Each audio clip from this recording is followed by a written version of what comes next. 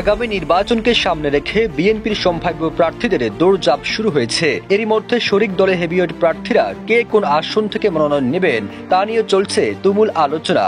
এ বিষয়ে দলটি নীতি নির্ধারণী পর্যায়ে নেতারা চাচ্ছেন দ্রুত শরিক দলগুলির মনোনয়ন কাজ চূড়ান্ত করতে।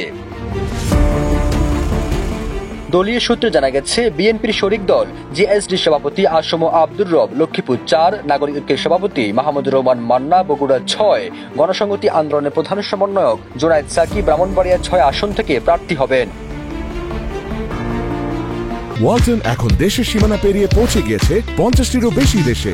ওয়ালটন, ঘরে ঘরে বিশ্বজুড়ে। এছাড়া বাংলাদেশ এলডিপি চেয়ারম্যান শাহাদাত হোসেন সেলিম লক্ষ্মীপুর ১, বাংলাদেশ জাতীয় পার্টির চেয়ারম্যান আন্দালিব রহমান প্রার্থ ঢাকা ১৭, গণ অধিকার পরিষদের সভাপতি নুরুল হক নূর পটুয়াখালী ৩ এবং রাশেদ খান ঝিনাইদহ ২ আসন থেকে প্রার্থী হবেন। গণতন্ত্র মঞ্চ সহ বাম দলগুলোর সঙ্গে লিয়াজোর দায়িত্বে রয়েছেন বিএনপির আমির খসরু মাহমুদ চৌধুরী ও ইকবাল হাসান মাহমুদ। আর ইসলামপন্থী সহ অন্য দলগুলোর সঙ্গে লিয়াজোর দায়িত্বে রয়েছে নজরুল ইসলাম খান, আব্দুল আউয়াল মিন্টু ও বরকতুল্লাহ বুলু। সবুজ আলম, নিউজ ডেস্ক, ইত্তেফাক।